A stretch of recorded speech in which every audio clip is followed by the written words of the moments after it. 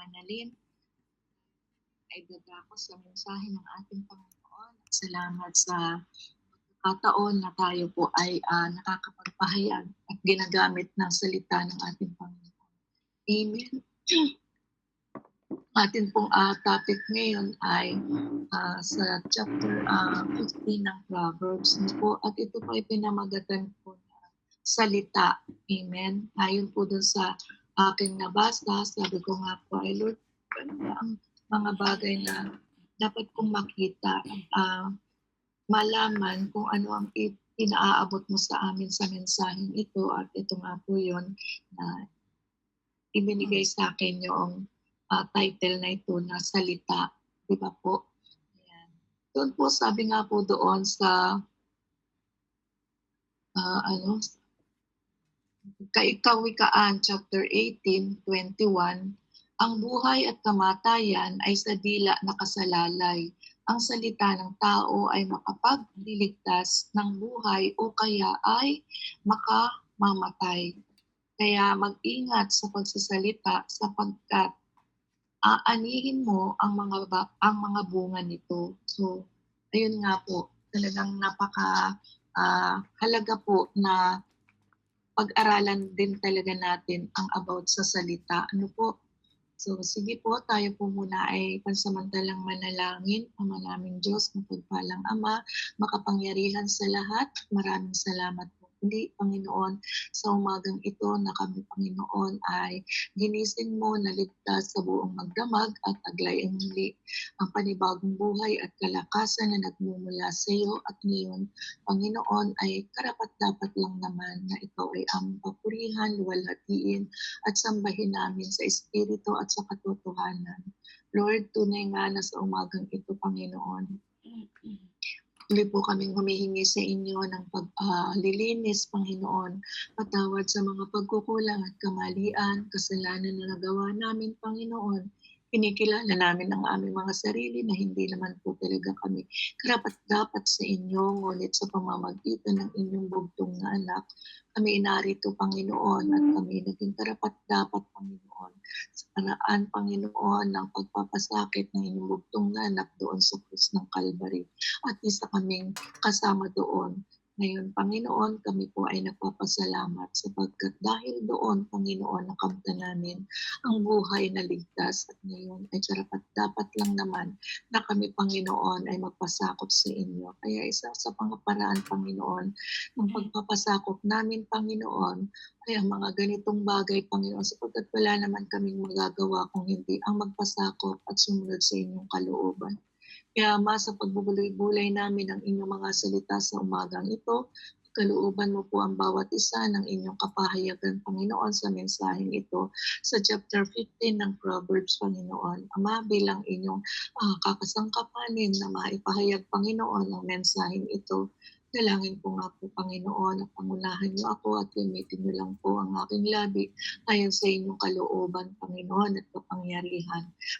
Diyos, sa inyo ko po, Diyos, ipinagkakatiwala, Panginoon, gawain ito, Panginoon, ang prayer warrior 3 a.m., Panginoon. Lord God, patuloy po kami sa inyong nagtitiwala sapagkat alam namin, Lord God, na ginising mo kami upang, Panginoon, mapapurihan ka at maluwalhati, Panginoon, sa araw na ito. Sa iyo po namin itinataas ang mataas na papuri at ang aming pagsamba sa umagang ito sa pangalan ni Jesus. Amen. Ayan. So, ito nga po ay makikita natin kung paano, sabi nga ay tayo nga ba talaga ay totoong binago na ng ating Panginoon, o may binago ba talaga tayong buhay mula sa ating Panginoon sa paraan po ng ating mga pananalita. Makikita po natin dito kung paano tayo ay binabago ng Panginoon. Bakit? Ito po'y makikita sa ating pakikipag-usap o sa ating pananalita. Amen. Sabi nga po, bakit nga ba itong salita ay napakahalaga? Atin po munang alamin kung bakit may salita. Sabi nga po, ang salita ay bumubuo sa mga pangungusap. ito ay mahalaga upang buuin ang pangungusap at ilarawan ang mga bagay na nais mong ilarawan. Ito po ang ibig sabihin ng salita kung ang ating pagbabatayan ay ang salita lamang na ating napakinggan sa mundong ating ginagalawan. Amen? Pero dahil tayo po ay naririto na sa may binagong buhay at ang salita po na ating pinagbabatayan ay biblical na. Ito po ang pagkakaiba sa ating pagbubulayan, ang salitang may unawa at may kabuluhan, at salitang walang karunungan na maidudulot sa atin. Amen? So may dalawang bagay po talaga tayo dito na makikita sa mga salitang ating pag-aaral. Bakit? Sabi nga po, bakit salita? Napakahalaga po na ating alalahanin na ang sinasabi sa Biblia doon po sa aklat ng Juan, chapter 1, verse 14. Sabi po doon, nagkatawang tao ang salita. So kung nagkatawang tao ang salita, saan po dapat ba nanggagaling ang ating pananalita? Amen? Tunghayan po natin ang sinasabi dito sa Proverbs chapter 15. Amen? Sabi po dito, ang malumanay na sagot ay nakapapawi ng puot, ngunit nakagagalit ang salitang walang taros. Ang dila ng may unawa ay nagbubunga ng kaalaman, ngunit ang bibig ng mangmang ay bukal ng kahangalan. Ang panalangin ni Yahweh ay nakatuon sa lahat ng lugar. Ang masama at mabuti ay pawang minamasdan. Ang magiliw na salita ay nagpapasigla sa buhay, ngunit ang mahayap na pangungusap ay masakit sa kalooban. Di pansin ng mangmang ang turo ng kanyang ama, ngunit dinirinig ng may isip ang paalaala sa kanya. Ang tahanan ng matuwid ay puno ng kayamanan, ngunit masamay nagkukulang sa lahat ng kailangan. Ang labi ng may unawa ay kakalat ng karunungan, ngunit hindi gaano ang hangad ng isang mangmang. Kasuklam-suklam kay Yahweh ang handog ng masama, ngunit sa daing ng matuwid siya ay natutuwa. Sa gawaing masama si Yahweh ay namumuhi, ngunit kanyang minamahal ang sa matuwid ay lumalagi. Ang gumawa ng masama ay tatanggap ng parusa at tiyak na mamamatay. Ang ayaw ng paalaala.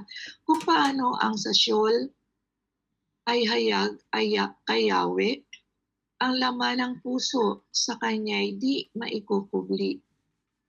Ang palalo ay ayaw mapagsasabihan at hindi lalapit sa taong may kaalaman. Ang taong masayahin ay laging nakangiti, ngunit ang may hilahil ay waribang nakangiwi. Ang taong may unawa ay naghahangad pa ng karunungan, ngunit ang mangmang ay nasisiyahan na sa kanyang kahangalan. Lahat ng araw ng masama ay batbat ng kahirapan, ngunit ang walang dalamhati ay masaya araw-araw. Mas mabuti na ang mahirap na may takot sa Diyos kaysa mayamang panay ang hirap ng loob. Mas masarap ang isang plato na gulay na inihaing may pag-ibig kaysa isang matabang baka na inihaing may galit. Ang mainit na ulo ay umahantong sa alitan, ngunit mapayapa sa kaguluhan ang mahinahong isipan. Ang landas ng batugan ay punong-puno ng tinik, ngunit patag na lansangan ang daan ng matuwid. Ang anak na may unawa ay dahilan yung kaligayahan ng isang ama, ngunit ang isang mangmang ay kadustaan ng kanyang ina. Ang mga walang isip ay natutuwa sa mga bagay di pakikinggan, ngunit ang planong pinag-aralan ay magtatagumpay. Ang matalinong pangungusap ay nagdudulot ng kasiyahan at ang salitang angkop sa pagkakataon may dulot na pakinabang. Ang daan ng matuwid ay paakyat sa buhay at hindi papalusong sa siyol na parusahan. Amen. Wawasakin ni Yahweh ang bahay ng hambog, ngunit ang tirahan ng babaeng balo ay iingatan ng Diyos. Ang kasuklam-suklam kay Yahweh ang iniisip ng masama, ngunit kasiyahan niya ang pangungusap at may malinis na diwa. Ang gahaman sa salapi ay nauuwi sa kaguluhan, ngunit ang tumatanggi sa suhol ay mabubuhay ng matagal. Tinitimbang ng matuwid kung ano ang sasabihin, ngunit di naiisip ng masama ang kanyang sasalitain. Pinapakinggan ng Diyos ang daing ng matuwid, ngunit ang panawagan ng masama ay hindi dinirinig. Ang masayang ngiti sa iba at ang mabuting balita ay may dulot na ligaya. Ang marunong makinig sa paalaala ay mayroong unawa at mabubuting pasiya. Ipinahahamak ang sarili ng ayaw makinig sa saway, ngunit ang nagpapahalaga sa paalaala ay nagdaragdag ng kaalaman. Ang pagkatakot kay Yahweh ay nagtuturo ng kaalaman, at ang kababaan ay nagbubunga ng karangalan. Ayan. So, sa atin pong nabasang ito na mensahe ng ating Panginoon, sa bawat magaganda na mga sinasabi, mayroon ding mga kabaliktaran, at ito ay ang kabaliktaran nito ay ang mga hindi mabuti. So ibig sabihin talaga lang po talagang may mabuti at may masama. Lagi po talagang mayroong katumbas. So ibig sabihin lang na sa bawat sasabihin natin, ang mga tao ay mayroon ding dalawang bagay na pwedeng sabihin sa pangunawa. Isang pangunawa na tama at isang pangunawa na mabuti or hindi mabuti, di po ba? So tayo po ba kapag tayo ay nag-deliver ng salita ng Panginoon, sabi nga po ay ito ba ay naaayon talaga doon sa sinasabi ng ating Panginoon o sa ating ganang sarili lamang? Diba? Kapag po tayo ay talagang mayroon ng pagkakakilala sa ating Panginoon, ang bawat sasabihin po natin, ito'y nagkakaroon ng ng power, alam niyo po yun, may mga pananalita po ang tao na, sabi nga po nung aking tinirhan dati na yung aming inupahan, alam niyo po, pag yun ay may kausap na sa tingin niya hindi totoo o maaring nakikita niya na parang wala namang kabuluhan yung sinasabi mo. Alam niyo po, ang naririnig ko sa kanya is, ano ba naman yan sinasabi mo? Patalbog. Ayan. So, ganun po tayo, no? Kapag ang ating mga sinasabi ay sabi ngayon, walang kabuluhan, patalbog, ibig sabihin lang na hindi ito nakalulugod sa ating Panginoon, no? At saan po talaga tayo dapat nagbabase sa pananalita natin? Ngayon, bilang tayo nga po ay nasa binagong buhay na, ibig sabihin, ang lahat ng ating sinasalita o sinasabi, ibig sabihin, hindi na tayo kailangang gumamit pa ng mga salitang yung mga parang wala ba pong kabuluhan ano, dapat tayo ay hindi na sumasang-ayon doon sa mga salitang makamundo, ayun. Ano ba yung mga bagay na dapat na naririnig na sa atin? Hindi naman ibig sabihin na laging, galing sa Biblia ano, pero, kung tayo ay totoo na mayroon ng binagong buhay, yung ating mga pananalita hindi na tayo dapat na nakakapagmura, hindi na tayo kailangan na ayun nga, sumasang-ayon pa sa takbo ng mundong ito, sa mga sinasabi natin.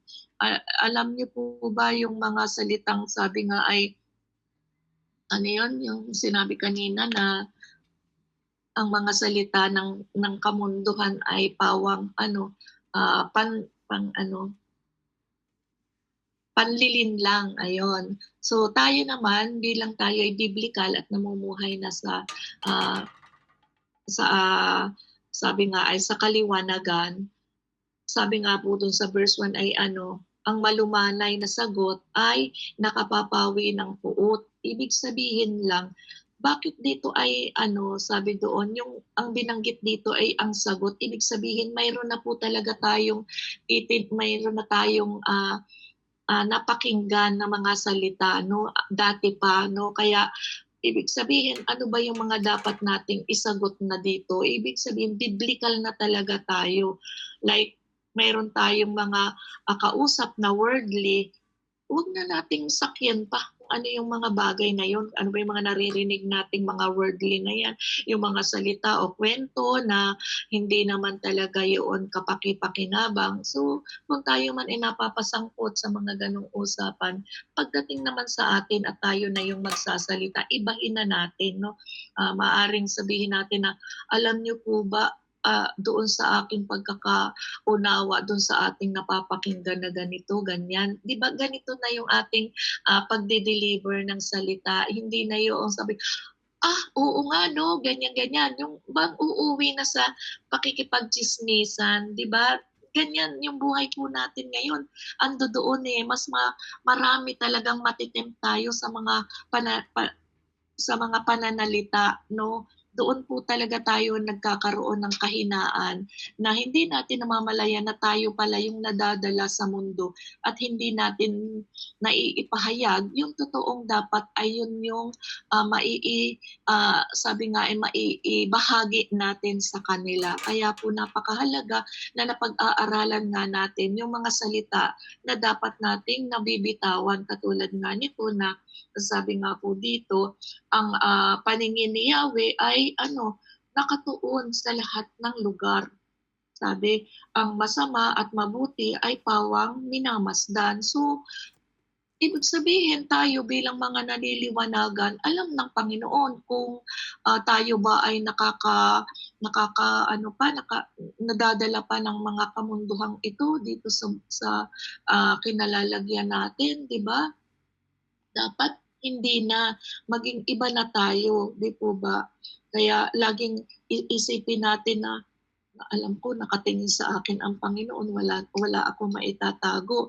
Kung alam mo na masama na yung usapan at nakisakay ka pa o nakisawsaw ka pa doon sa kasamaan na yun ng usapan, ibig sabihin, hindi lingid sa ating Panginoon, nakikita niya yung mabuti at masama. Diba? Hindi natin maitatago yan sa ating Panginoon.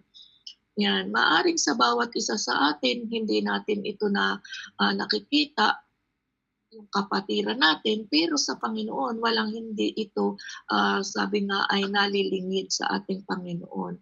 Kaya doon pa lang sa pananalita natin, ibig sabihin, nakikita na at nalalaman na ng Panginoon na tayo ay totoo o hindi. Di po ba?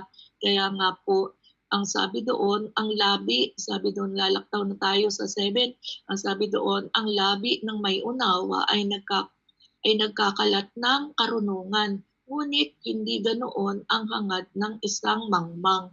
Ibig sabihin, dapat sa pananalita pa lang natin, makikita na mayroon tayong karunungan. Yung salita talagang napakahalaga ng mga sinasabi natin, di po ba? O nasa mundo man tayong ito na ang mga usapin ay makamundo, pero sabi nga, pwede naman natin gawing sabi nga ay makabuluhan yung ating sinasabi, no? Kahit tayo ay nandito sa nalilibutan tayo ng mga makamundong pananalita. Like yung mga nangyayari ngayon, di ba po, kanya-kanya na ng opinion ang mga tao sa nangyayari sa ating presidente. Mayroong nagsasabi na adik yung presidente, ganito, ganon. Mayroon naman sa isang parte si Duterte, ganyan. Di ba? So tayo bilang mga Kristiyano, tayo po ba'y dapat na pumanig sa isa't isa kahit alam natin na parehong may tama at pareho din namang may mali, di ba? Hindi tayo para maging panig doon sa isa't isa, maging timbangan talaga tayo, no? At pare-pareho naman talaga na may mali. Walang sabi nga ay matuwid, wala kahit isa sa harapan ng ating Panginoon. Kaya sa pamamagitan ng mga pananalita, mga kapatid, maging mapagsala tayo sa ating mga binibitawan. Kasi nga po, nabanggit natin kanina na ang buhay at kamatayan ay sabi nga sa dila nakasalalay. At ito ay sa pamamagitan pa rin ng mga salita na ating binibitawan. Salita pa rin mga kapatid, di po ba?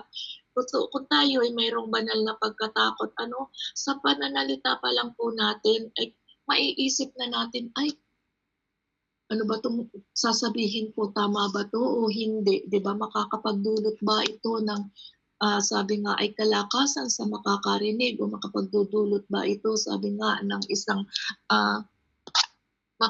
makabuluhan sa makakarinig? Hindi po ba? So, yun nga, na maraming pagkakataon na tayo ay pwedeng mailagay o maipahintulot ng Panginoon sa isang usapin na sabi nga ay makamundo. Pero hindi yun ibig sabihin na kaya tayo inaalaw ng Lord na masangkot o mailagay doon sa ganong sitwasyon ay tayo ay makikisang-ayon na, kundi siguro kaya tayo inialaw ng Lord na malagay doon sa ganong sitwasyon ay tayo yung maging anong tawag doon, way o maging daan para sa ikakaayos o ikakaganda ng usapan.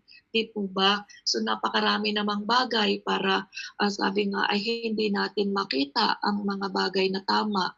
Di ba? Yan. Kaya po mga kapatid, sabi nga, napakahalaga po talaga ng salita, yung ating mga pananalita, kailangan talagang binabantayan po natin, At sabi doon, wawasakin ni Yahweh ang bahay ng hambog, ngunit ang tirahan ng babaeng balo ay iingatan ng Diyos. Ano po ba yung ibig sabihin dito ng ating Panginoon?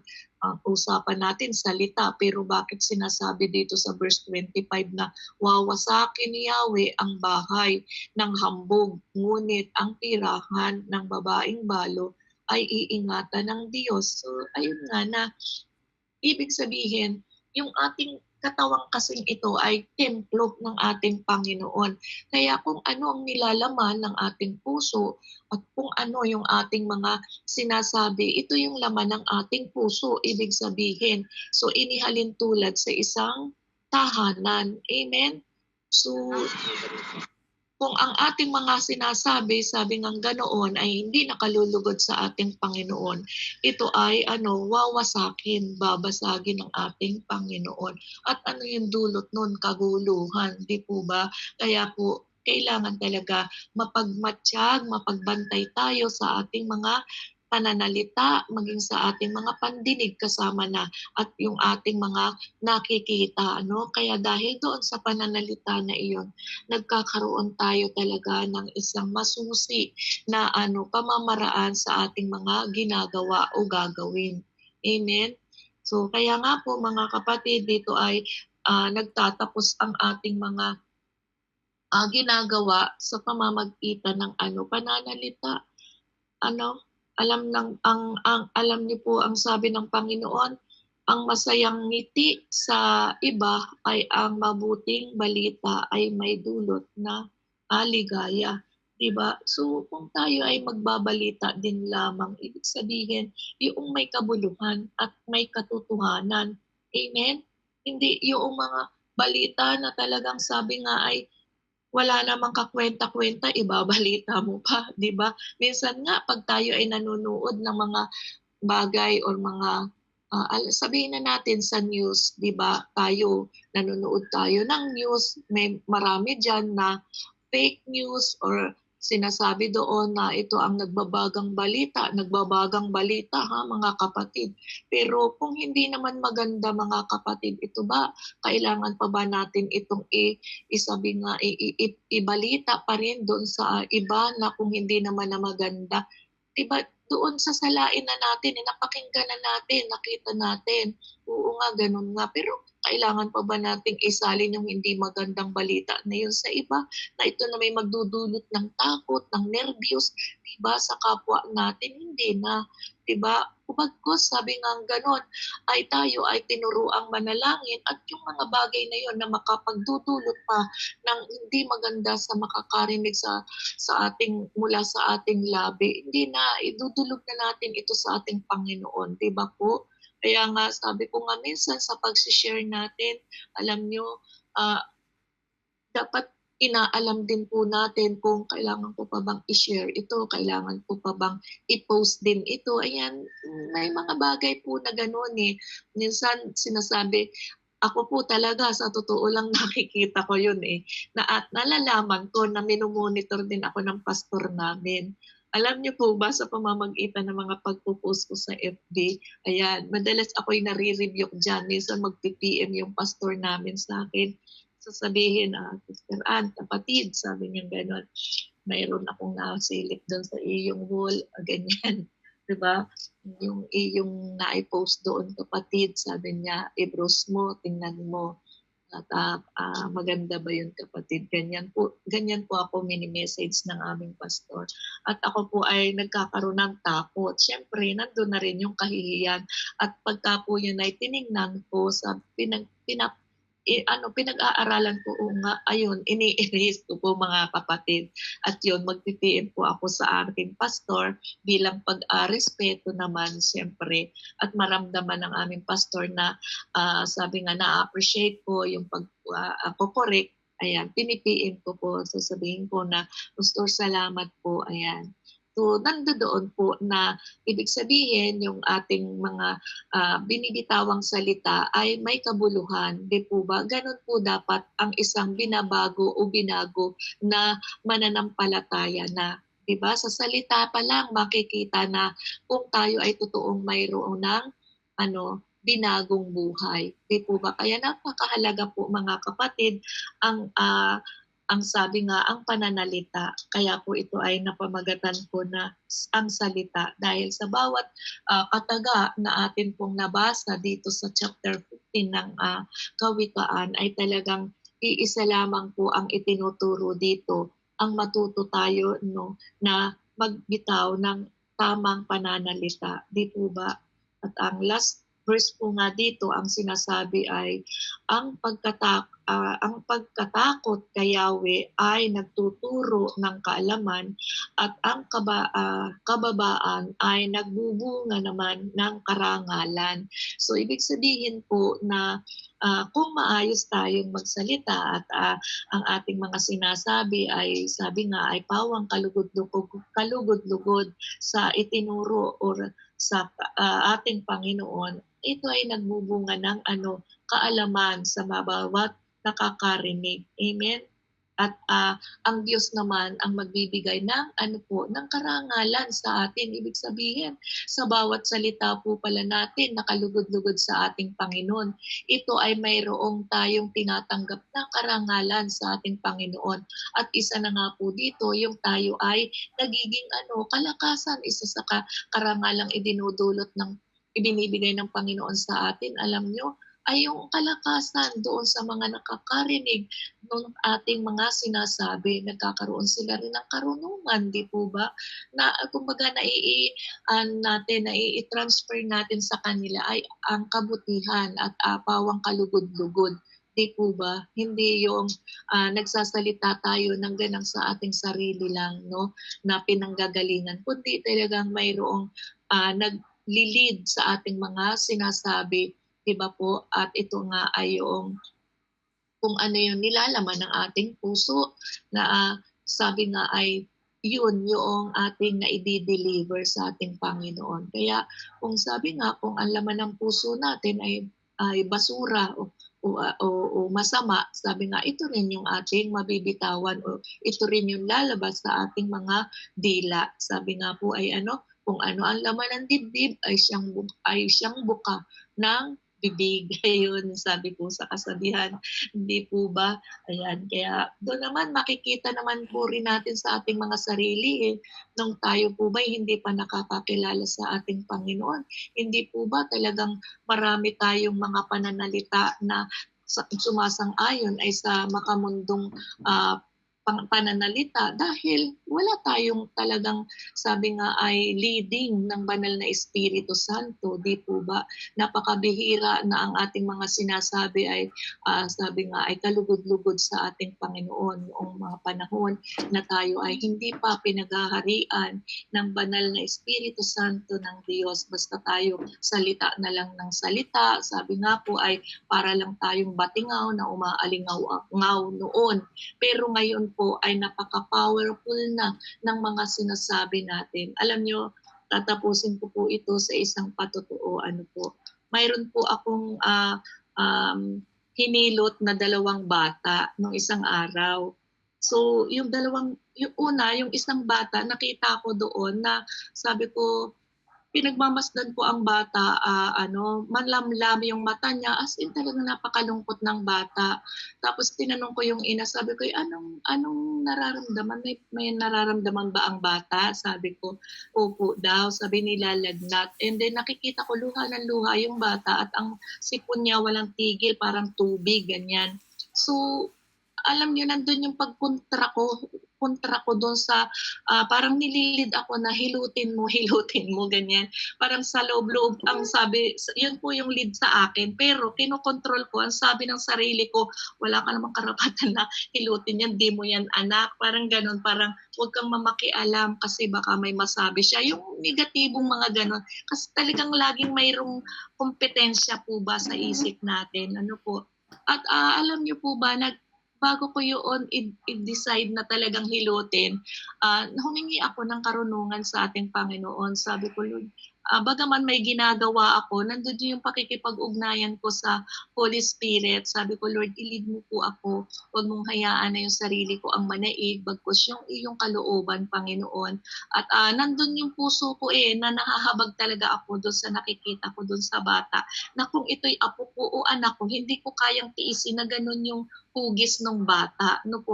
At yun, nanaig po ang kabutihan ng ating Panginoon. Hinilot ko po yung bata. Sabi ko po, nagpaalam po ako doon sa ina na sabi ko, okay lang ba nahilutin ko? Alam niyo po, ibinigay agad sa akin ng ina at kinandong. Sabi ko, sige, sabi ko, ikaw ang humawak. At hinilot ko po ang bata at sobrang iyak po ng bata. Alam, napakainit, inaapoy ng lagnat yung bata. Hinilot ko buong katawan, praise the Lord po, at habang hinihilot ko yun, alam niyo po na talagang halos parang yung langis, alam niyo po ba na nadaig noong tubig na lumalabas dun sa katawan ng bata. Meaning, ang bata ay balot na balot ng lamig. Habang hinihilot ko yun, lumalabas talaga yung pawis ng bata. At hindi na yung langis ang nagpapadulas doon sa balat ng bata, kung hindi yung tubig, yung pawis na lumalabas sa bata. Hanggang sa, hindi ko puti siya tinantanan, hanggang sa nararamdaman ko na yung init ng bata ay nagtatransfer na sa kamay ko. Dumadaloy dun sa braso ko yung init at yung aking palad, pagdampi doon sa kanyang balat, ay wala nang lagnat. Na kumbaga doon pa lang nararamdaman ko na nahihimasmasan na yung bata. Alam niyo po yung bata, talagang napansin ko na nawala yung pagluluha niya. Yung sipon na parang tubig sa kanyang ilong ay talagang naibsan, nahirap yung bata. Ayun. At yung isang bata na kapatid niya, ganun din po. At lumapit na rin sa akin yung isang bata. Sabi ng nanay, alam niyo mga kapatid, pwede po bang pahilot na rin yung isa? Sabi niya ganun. So hinilot ko pareho sila. So ganun po pareho ang nangyari. talagang yung langis na dapat siyang nagpapadula sa balat nila ay yung pong pawis na. Ibig sabihin, nagmula lang siya sa lamig, kaya ganon.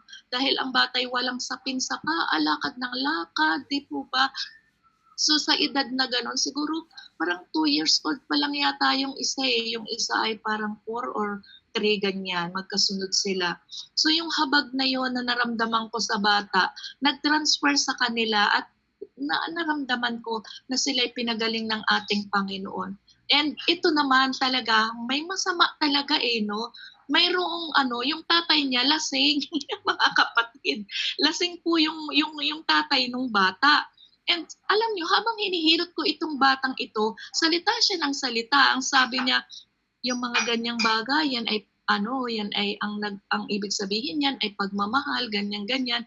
And biglang sinabi niya na, pwede bang mag-request ako din ay magpapahilot kasi sakit ng balikat ko, sakit ng ganito. Alam nyo, yung salita na parang sabi ko nga ipatalbog, no? Na hindi ko mararamdaman na karapat dapat ba ikaw hilutin, parang ganon. So sinagot ko po, sabi ko, pasensya na po, sa bata lang ako naghihilot. Tsaka pangalawa po, kung ang hihilutin po ay nasa, sabi ko parang sa espiritu ng alak, sabi kong ganon, ay hindi po makakadama ng kagalingan. Sabi ko, ganun po yung pagkasabi ko. Alam niyo po, nairita siya sa akin. Ang sabi niya, hindi ako naniniwala sa sinasabi mo. Sabi niya po ganun. Tapos sabay walk out siya. Alam niyo, humingi ng paumanhin yung asawa. Sabi niya, pasensya ka na po. Tapos sabi niya, umalis ka nga dito, sabi niya dun sa asawa niya.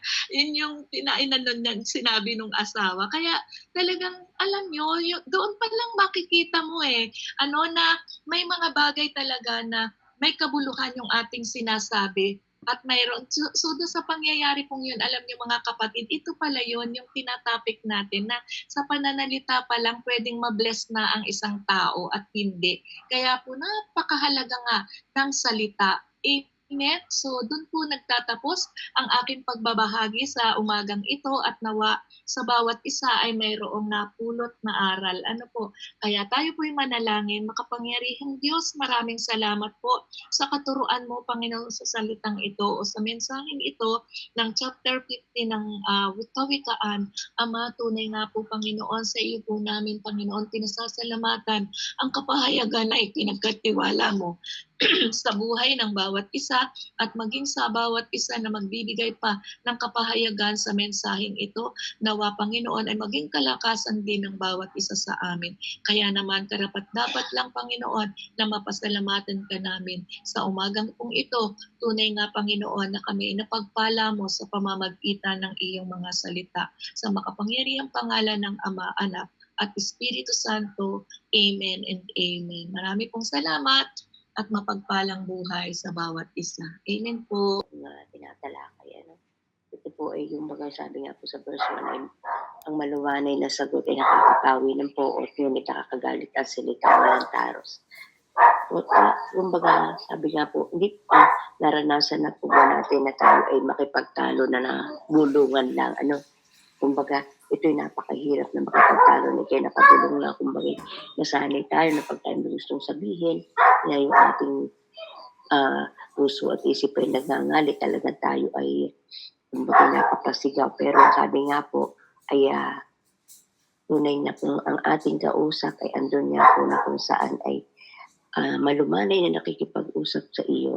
So, hindi po imposible po na tayo ay talagang makipag-argue kung halimbawa kausap natin ay tunay nga po na malumanay siyang nagsasalita. Sabi nga po dito na kung saan yung mataas nating pagsigaw o yung ating boses na po sa ilawin na kung saan ay pinakataas ang tono, sabi nga po ay ito lagi kung saan ay nag-trigger para tayo ay magalit din.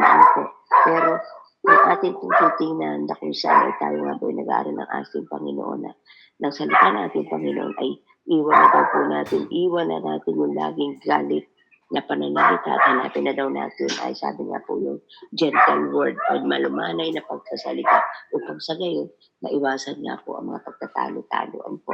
Dito po sa 14 and 15, sabi nga po, ang tamay unawa ay nanghahangad ng karunungan, ngunit ang mangmang ay nasisihas na sa kanyang kahangalan. Lahat ng araw ng masama ay batpat ng kahirapan, ngunit ang walang dalamhati, masaya araw-araw. So dito po, sabi nga po dito, at kung ano daw po yung ating pinakakain sa ating mga kaisipan at sa ating katawan, ayun po ang mahalaga. What we feed our minds is just important as what we feed our bodies. Kaya yun po yung mahalaga na kung saan sa ating nga pong pag-aaral ng salita ng Panginoon, ang ating katawan, ang ating espiritu, ang ating kaluluwa ang napapakain natin. Sabi nga po, kumbaga halimbawa nga po, ano bang mga klaseng mga kahalubilo natin, ano ba yung mga babasahin natin binabasa, ano ba yung mga kung saan ay mga music, mga kantahin na ating pinakikinggan. Ito po yung kung saan, ano yung mga pelikula, yung panunood ba gamit tayo, pabago tayo manood ng mga Netflix. Opo, kasi ay nawalan ako ng gana, kaya hindi ko na po yung nagagawa. Kaya nga sabi nga po dito, it is yung kung ano yung ating binabasa, ano yung ating naririnig, ano yung ating napapanood, ay ito yung kung saan ay nakaka-epekto sa ating mental diet. Yung kung saan ako natin napipid ang ating kaisipan. Sabi nga po dito, bigyan natin, feed our mind, influences na kung saan magbibigay sa atin ng tunay na kalusugan ng ating well-being. Gaya nga po nitong ating ginagawa. Sabi nga po yung ating matigas na hangarin na kung saan tayo po ay makadiscover ng knowledge na kung saan ito po yung magmamarka para po tayo magkaroon ng wisdom na kung sa araw-araw nating pamumuhay. Kaya nga po yung ating pangunawa ay andun nga po na magkakaroon tayo ng karunungan at andun nga po na yung karunungan yun ay na-apply natin sa araw-araw. Abing mo dito, yung ating attitudes ay yung nagiging color, nagiging kulay ng ating personality sa pananalita, sa kilos, sa mga ginagawa nga po natin, ay dito po nagre-reflect yung ating personality. Hindi sabi nga po dito na kung we cannot always choose what happened to us. Hindi natin mapipili kung ano yung mangyayari sa atin. Pero mapipili natin ang bawat ugali natin sa bawat sitwasyon. Ano po kagaya nga po ng paalala sa ating pananalita. Huwag lagi tayong nakasigaw. Kundi malumanay lagi. Sabi nga po ay ang sekreto daw po na masayang puso ay puno po na natin ang ating isipan, ang ating kalooban, na kung saan ay siyang totoo. Yung tunay, sabi nga po kasi, kung titingnan nga po natin yung salita ng ating Panginoon, ito po yung magandang salitang paalala ni Pablo sa bawat isa sa atin. Sabi nga po dito, the secret of a cheerful heart is filling our minds with thoughts that are true, pure, and lovely. Sabi nga po ito sinabi niya sa 4:8 ng Pilipos. Sabi nga po ng ni Pablo, sa wakas mga kapatid, dapat maging naman ang iyong isip ay mga bagay na karapat dapat sa puri-puri, mga bagay na totoo, marangal at matuwid, malinis, kaibig-ibig at kagalang-galang. So ito yung sekreto daw po na kung saan lagi tayong masaya ang ating puso. Punuan natin na kung saan ay puro, totoo, nakaibig-ibig na kung saan ay yung ating mga isipan. Sabi nga po dito, ito yung sekreto daw po nga ni Pablo. Kaya po siya noong siya nasa loob ng makulong sa papiitan. Di ba nakita nga natin na si Pablo at si Silas habang sila nasa piitan, sa kabila na sila may sugat, tagtad ng kung sa'y dahil binugbog sila. Ay andun nga po na sila nanganta, umaawit po sa ating Panginoon. At doon po nakita natin na yung himala ng ating Panginoon naganap sa kanila. Kaya nga po, ang sabi nga po, ito yung naging sekreto nila Pablo noong siya ay mapakulong. At ngayon din po, pwede din po natin apply sa ating mga sarili na kung saan sabi nga, as we face the struggles of daily living, ay andun nga po na kung saan mananatili po tayo na kung saan magiging matatag, lagi nga po tayo kahinahunan. Andun lagi yung ating kung saan ay totoo lagi tayo. So ito po ay mararanasan po natin sa kabila na tayo po ay nabaraan sa mga struggle ng buhay. So lagi po natin obserbahan yung ating mga attitude, yung ating examinin po lagi natin yung ating pananalita. Sabi nga po, kung ano yung ating hinahayaang pumasok sa ating isipan, ay ito yung mapipili natin kung saan na tayo mananahan. Ano po, kung ano yung ating dapat piliin. Sabi nga po dito ay sa pamagitan nito ay magkakaroon po tayo ng pagbabago sa buhay natin. Dahil bakit? Binibigyan po natin at sinaalang natin yung salita ng ating Panginoon na nagbibigay ng patotoo, ng puro sa ating mga katauhan, nililimi natin. At kumbagay, andun nga po na kung saan ay patuloy nating nakikita na yung pagbabagong ginaganap sa ating, may pagbabagong ginagawa sa atin ng ating Panginoon, yung ating pananalita, yung kilos, ginagawa, ay para doon po tayo ay kung saan ay magiging upright, tama sa paningin ng ating Panginoon. Laging andun nga po na kung saan ay tayo nakatigil lagi. Na kung saan sa katuwiran, hindi yung sa kasamaan. Sabi nga po ay yung magiging matuwid, the righteous way to answer. Lagi tayo ng ating itutugon ay yung tama at wasto. Dahil yung nga pong mga foolish, mga tao na kung saan ay magay masasama, sabi natin the wicked, sabi nga po ay hindi po nila kauna-unawaan. Pero kung tayo, pagaya nga po natin, na kung saan ay tayo po ay nililimi natin. Dahil bakit? Tinuturuan tayo ng ating Panginoon. Kaya nga sabi nga po, ay maging maingat po tayo sa ating salita. At andun nga po na kung saan ay yung ating pananaliang iyon ay magmumula sa kalaman ng ating puso. Sabi nga po kanina, kung ano ang laman ng ating puso ay siyang bumubuka ng ating mga labi. Kaya po yun po, Panginoon, sa pagtutuwid sa atin. Kaya yung salitang ito na ating Panginoon ay mga butil na salita na magpapabago sa atin sa araw-araw. Ayun po, purihin po ang Panginoon. God bless po.